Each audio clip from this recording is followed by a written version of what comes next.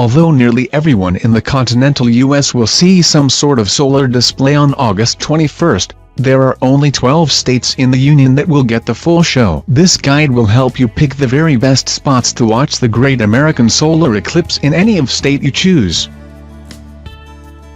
Oregon. The 2017 eclipse will first hit the coastal islands of Oregon before moving inland. Though Oregon can get cloudy weather now and then, the state is still coming out in full force for its first-in-the-nation eclipse viewing. The appropriately named Oregon eclipse will draw out the jam band crowd, including string cheese incident fans.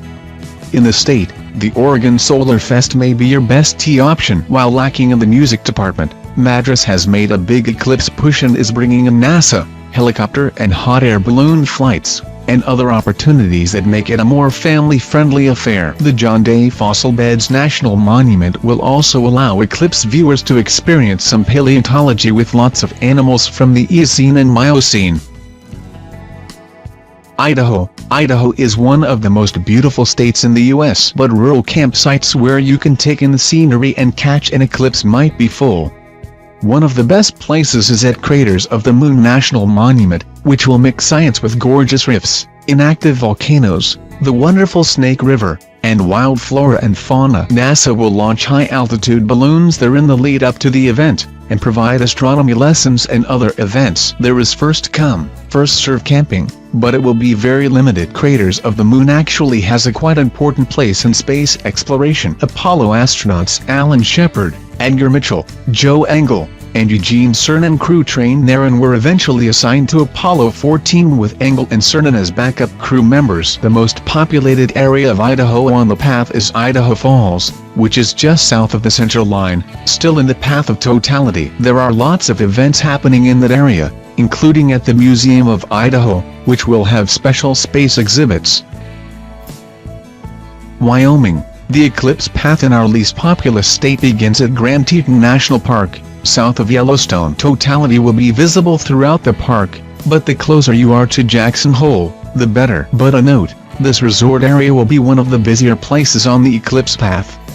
The city of Casper is the second largest in the state and will be right in the path of totality. It will be hosting an entire festival dedicated to the event and will have music, charity races, Apollo astronauts, and an astronomy convention. Nebraska. Nebraska has made a giant eclipse push, and with good reason. The eclipse will be visible through a great majority of the state.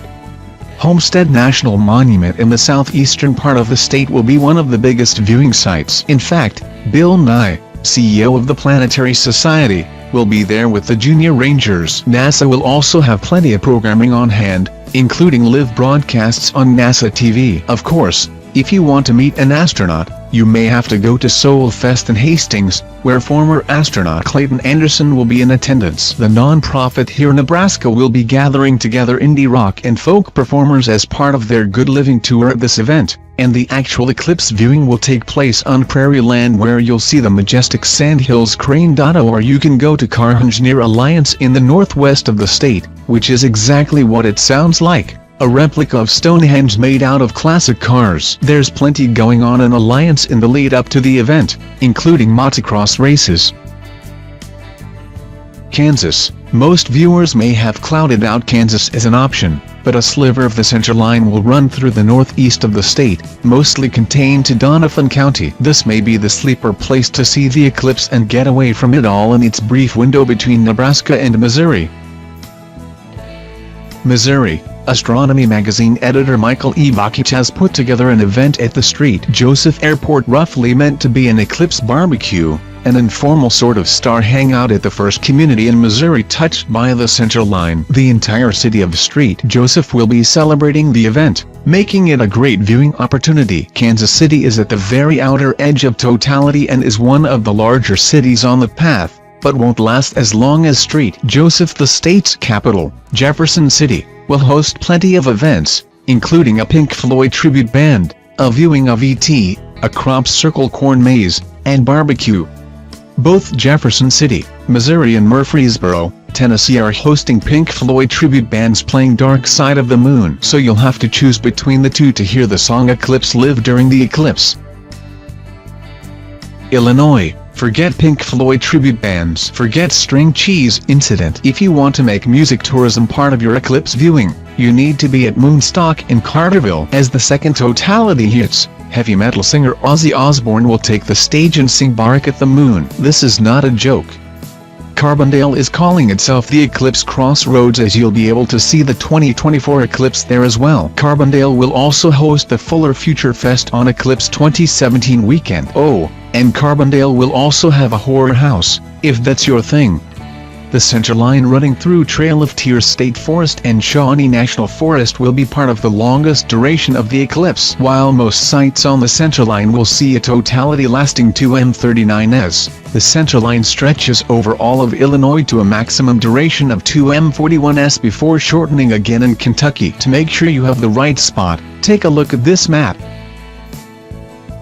Kentucky, on August 21, 1955, a family living just outside of Hopkinsville, Kentucky reported that they'd been ambushed by aliens. That event is commemorated every year in nearby Kelly at the Little Green Men Festival. There must be a sinister plan afoot for the eclipse to fall on this date in this area. 62 years to the day of the ambush, that was probably great horned owls in an agitated state.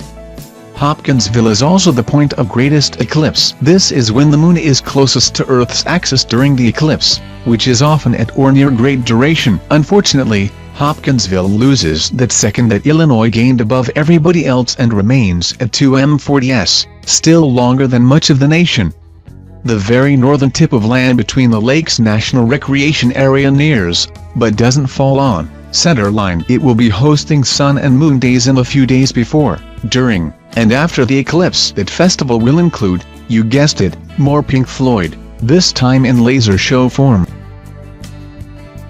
Tennessee, Nashville will be in the path of totality, making it the largest city to experience a total solar eclipse. There will be plenty to do there, including a special Grand Ole Opry Eclipse concert with Darius Rucker and Wynonna Judd. There's also a Grand Ole Opry viewing event. Chattanooga and Knoxville, unfortunately, are just out of the path of totality, but the eclipse will cut through portions of Great Smoky Mountains National Park, which will host events at Cades Cove throughout Tennessee. The state park system will be hosting a bevy of events. Most of them require tickets, and several events are sold out. Among the more interesting ones with tickets remaining is an archaeological site at Mount Bottom and a bologna BBQ. North Carolina. Most of North Carolina's eclipse path will center on Great Smoky Mountains and Nantahala National Forest. Great Smoky Mountains will have an event at Oconaluftee, but the untamed forests of Nantahala may prove to be quite an adventure come eclipse day. A few small towns will have events, including Murphy, but otherwise, the eclipse's path into North Carolina is fairly quiet. Georgia. The eclipse's visit to Georgia isn't long. Of populated areas, most of it will go through Rabun County, which is hosting a variety of events. The path of totality also encompasses the Chattahoochee National Forest, which has no formal events owing to its more rugged terrain. South Carolina. The eclipse leaves the lower 48 on the coastlines of South Carolina through Francis Marion National Forest. The park is doing some limited admittance events the day of it. Buck Hall Recreation Area. Cape Romaine National Wildlife Refuge on the shores of South Carolina will officially see the eclipse off, and has an event as well. It also has plenty of alligators. South Carolina also has its biggest cities, Charleston and Columbia, in the path of totality. In fact, center line runs just south of Columbia. Columbia is having tons of events and has some of the more idiosyncratic ones out there. The most fun, probably an eclipse followed by a minor league baseball game with the Charleston River Dogs. You could also watch it on a warship or rent a kayak or take a class on painting before the eclipse. But let's not count out Columbia. It is, after all, closest to the center line. There will be events all over the region commemorating the eclipse, spanning Renaissance art, avant-garde plays, and a water balloon battle. The South Carolina Philharmonic will play music from Star Wars the night before E-Day. During the day, there will be a battle of the bands and a paddleboarding event, amongst other things. think you might be in the path, check NASA's map. If you're between the blue lines, you're good to go. If you're near the red line, you're incredibly lucky. If you're outside those areas, either pack up your bags and expect big clouds or settle for a partial eclipse, which will be visible nationwide.